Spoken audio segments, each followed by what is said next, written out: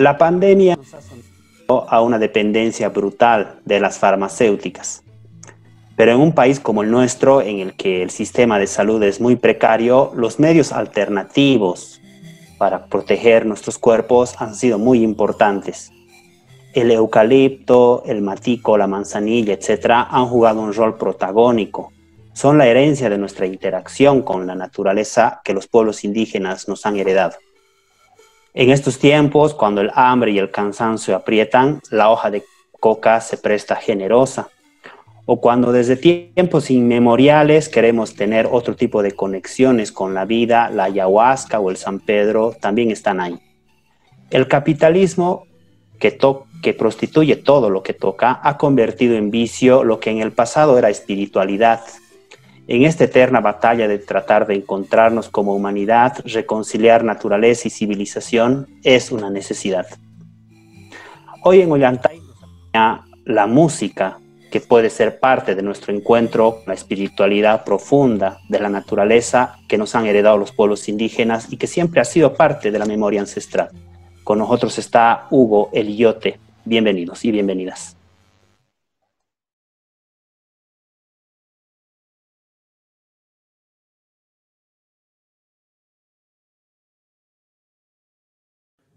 Capitán Yote nace haciendo metal hardcore progresivo a mediados del 2005, definida como banda independiente, contestataria y autogestionada con un repertorio 100% propio. Las líricas de las canciones tocan temas de conciencia social, realidad, dolor, esperanza y naturaleza. En 2015 abordaron una postura firme y de acción en campaña contra la trata y tráfico de personas. Capitán Yote nace con la colaboración de ex integrantes de diferentes bandas, como Odio, Radio Urbano, Helio, XXL, Delirium, La Chiva, La Logia, Alcohólica, Maldita Jaqueca, etc., bajo la guía de su líder y fundador, Hugo Palacios, El Iote. Actualmente los integrantes son Hugo Palacios, El Iote en guitarra y voz, Oscar Lascano en bajo y coros, Carlos Segada en batería y percusión. El material grabado y de autoría propia es Abusando del Dolor, Natural, Los Otros, Mezcalina y Memento 1. Además, la banda cuenta con varios videoclips independientes difundidos a través de internet. Capitán Yote logró tocar y compartir escenario con las bandas más importantes del ámbito rockero nacional y llevó su música por las distintas ciudades, festivales y locales más aclamados del país. El año 2016 lograron salir en enero y febrero al exterior, visitando Argentina y Chile. A 15 años de la fundación de la banda, se posiciona por su trabajo entre lo fundamental de la escena nacional. Hoy, en Ollantay, Hugo Iote Palacio. Buenas noches, estamos en el quinto programa de Ollantay y tenemos como invitado a Hugo Palacios, líder y vocalista, guitarrista de la gran banda Capitán Yote. Buenas noches, Hugo. Hola Jota, hola Vladi, un saludo a toda la gente que está escuchando, viendo el programa. Contento de estar con ustedes en esta nueva forma de encontrarnos, pues que todo el mundo estamos practicando. Y bueno, feliz de encontrar con ustedes, con amigos. Sí, empezaremos. Mira, Hugo, sé que has crecido en el famoso barrio sucrense de Quilpinchaca. Contanos un poco de tu historia, cómo es que en esos barrios o cómo te encuentras vos con el rock pesado en Sucre. ¿Cómo es mi encuentro, hermano? Bueno, principalmente no tiene que ver mucho con los barrios, ¿no? Porque yo, he sido un turista de barrios en realidad, gracias a mi madre, a mis padres, ¿no? He estado un tiempo por lo que era la Mave, la Potosí, crecí ahí hasta como mis 8 años. Luego me fui al kilómetro 4, famoso kilómetro 4, que era la última casa. He estado ahí como hasta mis 15 años, y a mis 15 años vengo a Quilpinchaca recién. Ahora tengo 40, como hablábamos, un poco más. Y bueno, la verdad que en el barrio lo que primaba era la cumbia, o no sé, pues el fútbol, digamos. No había una línea musical o gente cercana en mi entorno que haya elegido el rock, sobre todo con música, ¿no? Yo simplemente, yo creo que el rock me ha elegido, hermano. Simplemente, por decirte, el novio de mi viejita llegaba y él me regaló un disco de Pink Floyd. Yo tenía 12 años. Fue mi primer encuentro, ¿no? Y luego, bueno, un viaje a Potosí en la tienda de mi abuelita, bueno, yo le digo mi abuelita, ¿no? De mi padrastro, su madre. Estaba empeñado un disco de Guns N' Roses, ¿no? El Appetite for Destruction. Recuerdo muy bien, yo era chila, pues me volqué con esas dos bandas, por así decirlo, y bueno, luego empecé a curiosear, a conocer gente, pero como te digo, no mucho por el barrio, no era más tecno el barrio, más cumbia, más futbolero, en otros intereses. Entonces, esos dos discos te llevan hacia escuchar rock, ¿no? ¿Y cuál tu ligazón? Pero claro, esa es la pregunta clave, porque, bueno, para mucha gente es desconocido. Antes no era como hoy, no era entrar un cacho a la computadora, conectarse al internet o en el celular y poner, digamos, rock pesado, y bueno, te salen todas las bandas que han parido el rock pesado, desde las iniciales hasta las actuales. Antes ese vínculo, por eso te preguntaba lo del barrio, ese vínculo era un poco más difícil. En tu barrio era todo tecno y cumbia. ¿Cómo es que el Hugo Palacios llega a conectarse con el rock más pesado, con el metal más under, digamos? Sí, como te digo, no nada tiene que ver con eso, pero sí lo que ha tenido que ver el barrio es esta cuestión social, ¿no? Que hace que necesites expresar cosas, tus necesidades, las necesidades que ves de tus vecinos, de la gente que pasa realmente un mal momento, entonces asumir esa condición para elegir determinado tipo de música y también determinado tipo de forma de pensar, ¿no? Si lo veo de ese lado, pues el barrio ha tenido todo que ver, pero así musicalmente no mucho, sinceramente. Era banda, hasta donde entiendo, es Odio, ¿cierto?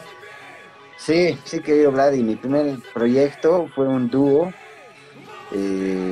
con Ricardo Rojas, al cual le mando un saludo.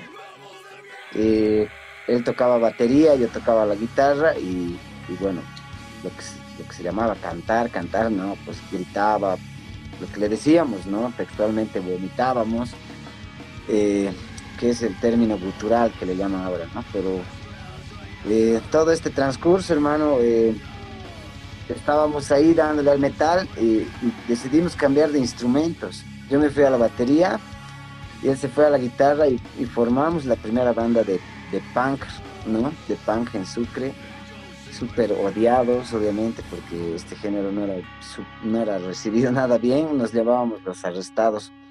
O sea que mi proyecto Odio, nos intercambiábamos instrumentos y éramos una banda punk hardcore. ¿Y cómo es qué recuerdos tienes o qué me puedes mencionar respecto a cómo se armaba, se conjugaban los conciertos, el grupo de gente que asistía a las tocadas y esas cosas? ¿Cómo eso funcionaba en Sucre? ¿De qué año más o menos estamos hablando, Hugo? Estamos hablando del 93, 94, ¿no? Finales del 93, principio del 94. Justamente yo estaba saliendo bachiller y bueno, conozco a este personaje, ¿no? El cual también me hace conocer a otra gente ya del entorno. Pero, a ver, los toquines, hermano, no pasaban las 12 personas. Se hacían en las casas de alguien. Y alguna vez lo hicimos aquí en mi propia casa, ¿no? Iba como 12 personas, como te digo, super under. La gente, de los 12, 4 eran músicos, 8 mochaban. Era un público muy reducido, ¿no? Porque si algo le podía pasar en esa época a tu familia, lo peor es que tu hijo sea thrasher, sea rockero, ¿no? Sea rebelde, en otras palabras. Entonces era realmente una postura, una elección, una lucha, asumir el rock como forma de vida. No es como ahora, es hasta bonito, no sé, pues es agradable, es llamativo ser rockero, pero en ese tiempo era realmente difícil, ¿no? Tenías que afrontar mucha discriminación, no sé, pues todas esas cosas que trae el rock. Interesante. Y una curiosidad, Hugo, si bien estos grupos iniciales del underground boliviano eran en general reducidos, igual eran muy melómanos, es decir, conseguían harta música. Claro, parte de la elección era la pinta, la actitud, y obviamente vinculado a eso la música. Era una forma de vida, escuchar música como vos has dicho. ¿Qué escuchaban en esa época? Contanos un poco. Más, tanto estilos como bandas, sería muy bueno. Ya, bueno, en mi entorno, ¿no? No sé si se habrá replicado en los demás, pero Claro. escuchábamos lo que conseguíamos. Muchos tenían cassettes regrabados, otros tenían algunos originales gracias a la Metal Master que había aquí. Era la única tienda que vendía cassettes, discos y vinilos originales. Pero más que eso, también escribíamos mucho, ¿no? A la antigua, unas cartas escritas, truchábamos las estampillas y bueno, las usábamos 4 veces, una misma estampilla, todo un relato, intercambiábamos música. Hablando de géneros, hermano, pues nos gustaba toda la gama de géneros en el rock y metal, ¿no?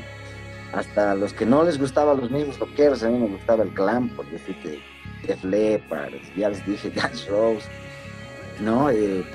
Pero hay otra gente que era mucho más cuadra, solo escuchaba Bolt Thrower, Grave, Defecation, ¿no? Tantas bandas de los Napalm Death, que eran referentes para nosotros, ¿no? En géneros desde heavy metal, desde el blues, por decirte, hasta el más extremo de los géneros como el grind noise, etcétera, ¿no? Entonces, en la reunión que yo frecuentaba podíamos escuchar Pablo Milanés tranquilamente y luego poner, no sé, pues Decide, ¿no? Y no teníamos drama. Interesante. Eso pasa en Sucre, bueno, esa es lo fundacional en la escena underground sucrense, pero saliendo de bachiller te trasladas a Cocha. Bueno, y para quienes no conocen esa etapa, porque ya han pasado también unos buenos años, el UBA tiene una producción prolífica, o sea, tiene muchas bandas en Cochabamba. Yo quisiera que nos hagas un recuento de tu llegada a Cocha, qué bandas has tenido, etcétera, para apuntar sobre tu historia. Sí, hermano, prácticamente es una característica que algunos lo dejan pasar, otros les agrada y otros les molesta, ¿no?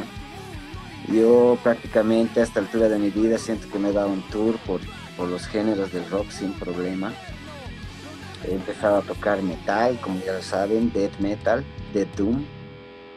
Y como dices, me voy a Cocha, ahí me hago mucho más amigo de Huáscar Rodríguez, que es el ex baterista de Yasta y Caparin, ¿no? Con él prácticamente a azares de la vida, pues me voy a una cuadra del barrio donde vivía él, las cuadras, y decidimos hacer una banda que se llama Radio Urbano, ¿no? Que ya, si bien era un punk hardcore, ya era un punk rock, por así decirlo, ¿no? Que nos encantaba, pues era la época donde estaba 731, llegó Fan People, te hablo más o menos del 98, ¿no? Luego de ello se deshace Radio Urbano y bueno, conozco a estos muchachos de XXL, ellos estaban buscando un vocalista, entonces decido probarme sin problema, ahí al género, ya otro tipo de género, ¿no? Más a lo Korn, a los Deftones. Creo que, no sé, si hay algo que odian, creo que me voy a eso, ¿no? Entonces la gente le imputaba el punk en Sucre y yo tocaba punk. A la gente le imputaba Korn y todos los pantalosos, la gente que no vestía radical, y yo decido hacer este género. Luego de unos buenos años, XXL se deshace y bueno, hago el proyecto que se llama Hielo. Con Hielo, que ahora justamente estamos retomando igual, hacemos un género ya más humano, ¿no? Un género sin género, se puede decir, si bien es dentro del rock, hay mucho de stone o de groove, pero ya es muy difícil encasillarlo y creo que poco a poco en ese momento ya me voy encontrando. Paralelo a Hielo hago Delirium, que es un proyecto gothic metal, y luego estas dos bandas pues se deshacen. Me vengo acá, ¿no? Y aquí, bueno, hago Capitán Yote y demás. Antes me fui a La Paz otro año, pero bueno, es otra historia, no hice banda ni nada. Más o menos por ahí. Y dentro de qué, porque Capitán Yote también, que digamos es la banda que más continuidad ha tenido en grabación, en conciertos, en giras y todo eso, también tiene una evolución musical, como empieza Capitán Yote desde el punto de vista sónico. Sí, de hecho, Capitán Yote es la continuación ya de todas estas bandas que yo he sido parte o he fundado, ¿no? En realidad creo que han sido mi escuela, mi secundaria, todas esas anteriores bandas, y ya con Capitán Yote pues entiendo que, por ejemplo, se sale un integrante o dos, no es necesario que muera el proyecto, sino que más bien hay que darle continuidad. Obviamente duele, hiere que ver partir a cuates y todo, pero desde lo musical ya me agarran pues más maduro, ¿no? Yo ya tenía como unos 27 años, alguna cosa así. Entonces ya le asumo que esa banda pues no tenía por qué desaparecer o deshacerse si es que alguien decidía irse. Entonces el sonido justamente refleja un poco todo lo que yo aprendí anteriormente, ¿no? Y resume esos géneros que van desde thrash, punk, hardcore, groove, stone, y por eso es que quizás sea un poquito difícil de encasillar también la música que yo hago. En la Vuelta a Sucre, obviamente, vuelves a retomar, como dices, tienes toda esta exploración, primero empezando en el metal más pesado, vas a Cocha, hay una varianza desde el gothic, no sé, el punk rock, etcétera. Vuelves a Sucre, pero vuelves a tomar también tus orígenes sucrenses, obviamente con todo lo aprendido a Cocha, eso es lo que nos dices. Pero en la temática, y eso es lo interesante, pasa algo similar. Has tomado temas existenciales, tocas temas puntuales como la trata y tráfico o el cuidado de la tierra, ¿no? Son muy importantes para nosotros. ¿Cómo definirías vos más o menos el discurso de Yote? Porque ya son 15 años. Y bueno, ha manejado Yote un discurso. Entonces, ¿cómo nos explicarías eso? ¿Qué es lo que quiere decir Capitán Yote? Sí, sobre todo, Capitán Yote es una banda totalmente humana, ¿no? No tiene una postura, se podría decir, que tengamos que imponer sobre otras, ¿no? Sino más bien creo que ya en la madurez podemos tolerar muchas cosas, pero también hay otras que nos interesa tocarlas, como tú ya dijiste, ¿no? Siempre el tema de cuestionar la sociedad, de tratar de proponer también algo a través de la música, de expresar cosas que duelen en el espíritu, o reflejar historias también que has visto de cerca o simplemente suceden o las leíste en un libro. Capitán Yote es ese personaje que te permite justamente hablar de todas estas cosas importantes, ¿no? Obviamente, si tendría que resumir lo que es Capitán Yote, pues una banda social contestataria y estamos todavía en construcción.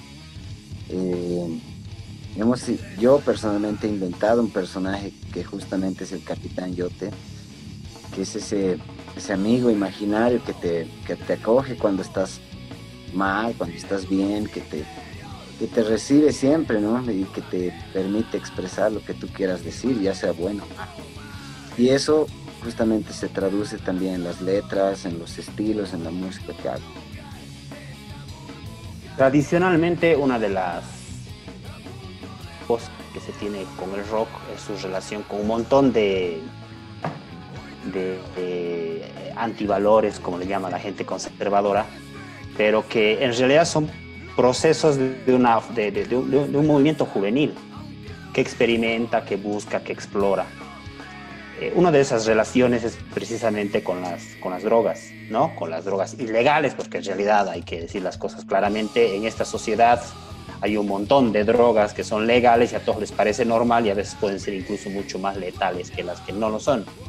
Pero desde todo el recorrido, tanto existencial, de vida y de, por supuesto, musical y artístico, ¿qué relación tú has podido ver con la construcción creativa y artística? Porque todos sabemos que juegan un papel. Sí, bueno, es tabú todavía hablar de esto, ¿no? A estas alturas. Pero bueno, el rock siempre ha estado, y todo tipo de música ha estado relacionado con, y culturas, ¿no? Relacionado con algún tipo de sustancias, ¿no? Desde nuestros indígenas, ya sea en diferentes partes del mundo. Ahora, con la parte creativa, pues yo siempre lo digo, ¿no? Si tú eres perdón el término, si tú eres un pelotudo, la droga te va a volver más pelotudo, ¿no? O sea, no es que te va a salvar o a ser un genio. Entonces, simplemente creo que las mal llamadas drogas, de alguna manera, pues también depende cómo las uses y también recibas el mensaje que también tu cuerpo está recibiendo, ¿no? Personalmente yo he tenido experiencias muy cercanas con plantas naturales, etcétera, que me han permitido también parte de mí construirse como persona, como artista, como hombre, ¿no? Y también en mis letras, en el nombre mismo de Capitán Yo Te lleva el nombre de un cactus del San Pedro. Entonces ha sido determinante nuestra relación. Yo personalmente no tengo taras, no tengo tabús con este tipo de cuestiones, pero bueno, no, va de cierta manera ligado estas dos cuestiones, ¿no? Ya sea alcohol, como tú decías, ¿no? Medicina, etcétera, que son legales, pero en el campo de la música creo que a muchos personajes del rock les ha potenciado mucho su creatividad. Esto no es regla, ¿no? Porque hay otros que les ha destruido y les ha acabado también.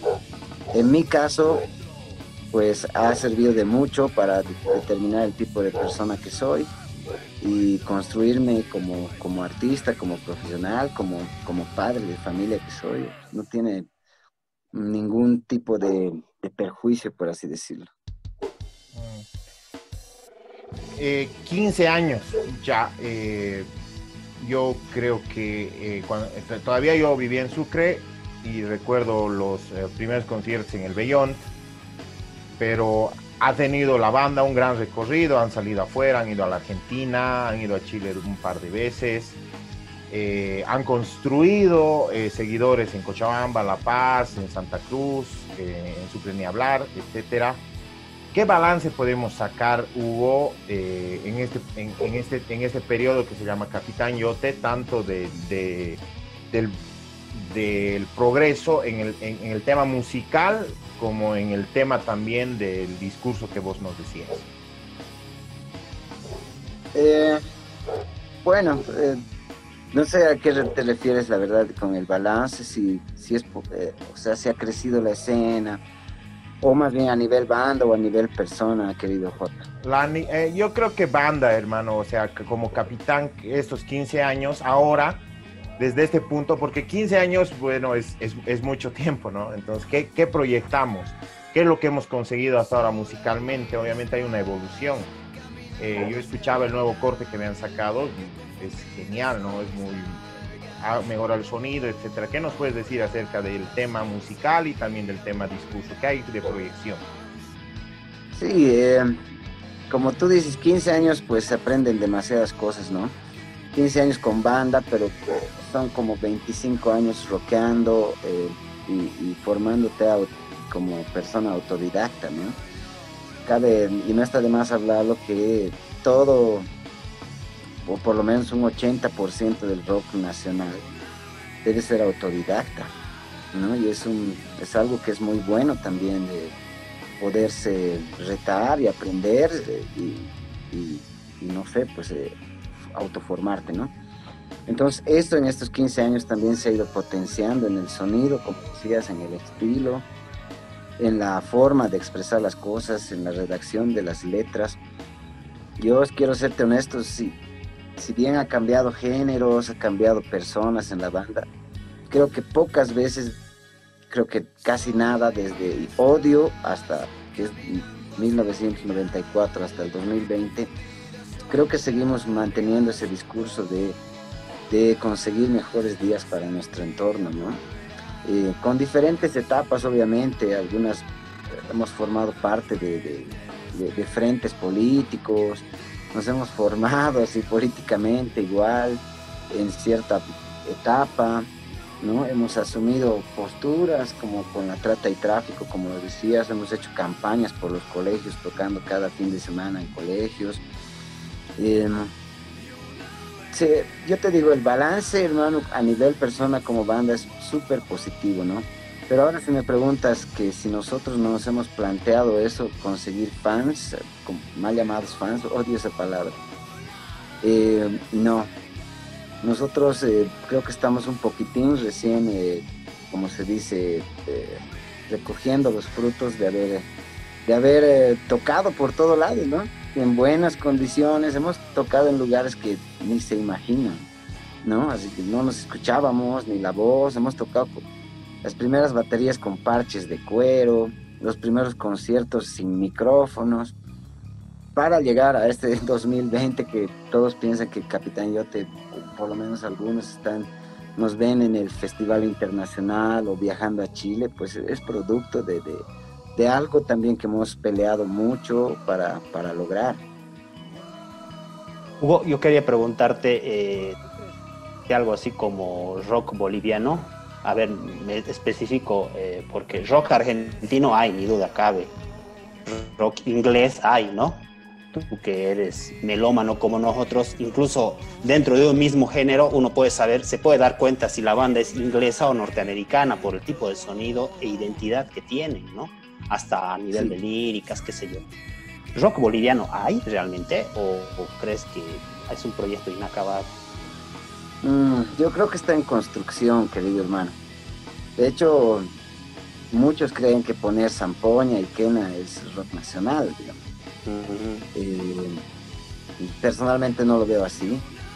Creo que quizá el rumbo esté por ahí, ¿no? Pero no necesariamente pues ya es un rock nacional, ¿no? Y si fuera así, bueno, para mí el primer exponente sería Conlaya o Altiplano o Guara, ¿no? Pero sinceramente creo que está en construcción un género, un estilo, un discurso donde podamos todavía pues decir este es rock boliviano. Mientras me incluyo, creo que estamos todavía influenciados por muchos estilos de afuera, pero lo bueno es que ya se está construyendo, ¿no? Con error, con prueba-error, como es en todo. Y bueno, de aquí yo creo que unos 20 años.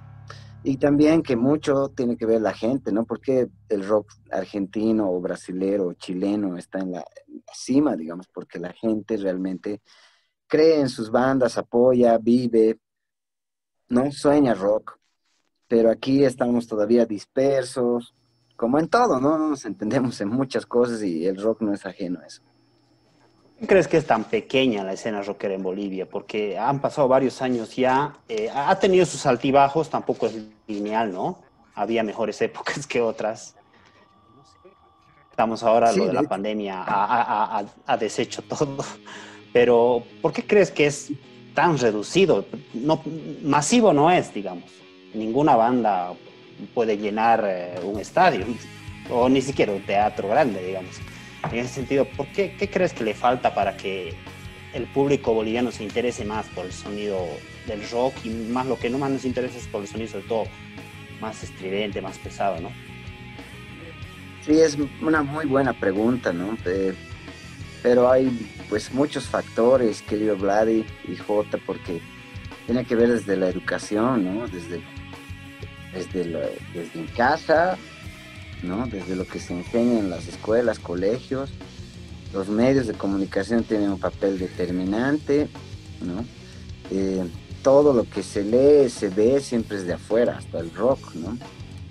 Pero en nuestro entorno ser aceptado es como un eje de vida para mucha gente, ¿no?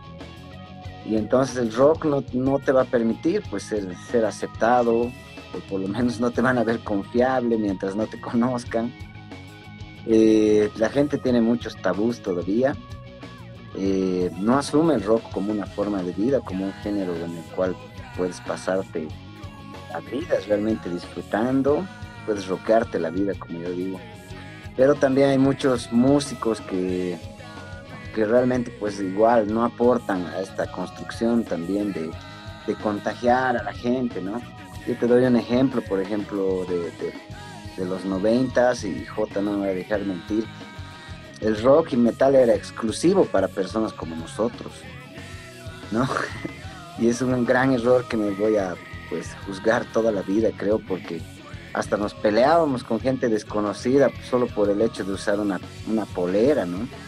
Y íbamos a tomarles exámenes y nos apropiábamos de algo que ni siquiera era nuestro, ¿no? Entonces hay también quizá un tanto de ignorancia, pero también es esta cultura de como personas, como bolivianos, ¿no? La diversidad en todo, que no deja crecer aparentemente nada, ¿no? Haces algo, van a haber 100 que están en contra y otros 100 que apoyan y otros 100 que les vale, pero cuando haces algo ahí entran, pues tú sabes cómo es esta historia tan particular que tiene nuestro país.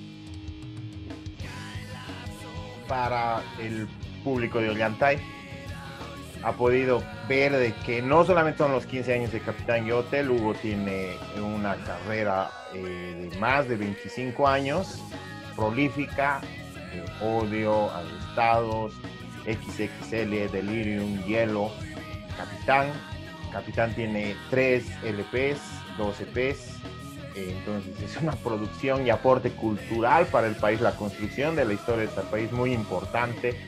Yo creo que por eso hay una gran importancia. Ahora mismo, en su hiperactividad, yo la llamaría, está volviendo a reeditar Hielo, está volviendo a hacer parar Hielo para grabar. Supuestamente se va a quitar una espinita con lo de Hielo. Contanos qué es lo que se viene con Hielo, por favor, Hugo. Sí, hermano, Hielo era una banda del 2002, construida por mi persona, obviamente, pero había cochalos sobre todo en las líneas, estaba el Cristian y el Pancho en la batería. Entonces hemos tocado un par de años allá en Cocha, y de hecho hemos participado en La Paz también en un maratón rock del Equinoccio. Salimos ese año finalistas entre las 10 mejores bandas, entre comillas, porque bueno, estaban bandas que recuerdo, Ciudad Líquida, no sé, bandas que siguen hasta el día de hoy, ¿no? Salió un compilado, ¿no? Ahí hay una canción de Hielo.